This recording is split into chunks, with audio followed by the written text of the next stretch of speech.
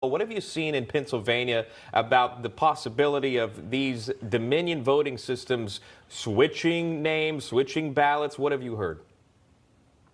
Sean, first off, thanks for having me on. Please, as always, just call me Guy.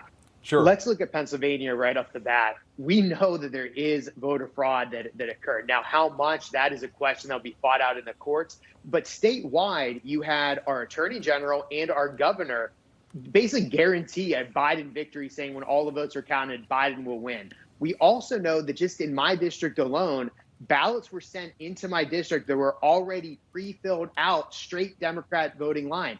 If you look in the Sean Parnell, Conor Lamb race, you had two huge treasure troves of ballots that were found that were overwhelmingly almost 100% filled out for Biden and the Democrats. That's a swing district. Statistically speaking, that is a near impossibility. In Erie, going up north in the state, you have postal workers that claim that their superiors were backdating ballots that were coming in. And then in Philadelphia, of course, you had the fact that poll workers or poll watchers were not allowed access. When they were allowed access, they had to stand well away from well over the 6 feet requirement, and couldn't actually watch the votes be tabulated. And we know that on election night, President Trump was up over 500,000 votes. I believe it was about 674,000 votes. The fact that this lead has been eroded to basically 0.5%, very suspect.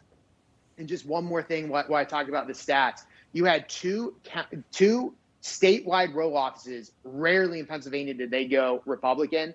We picked up two statewide offices, and yet we didn't win the presidential. Statistically speaking, that is abnormal. That does not usually happen in Pennsylvania. Plus, we lost 0 seats, congressional seats in Pennsylvania. The numbers just don't make sense. Yeah.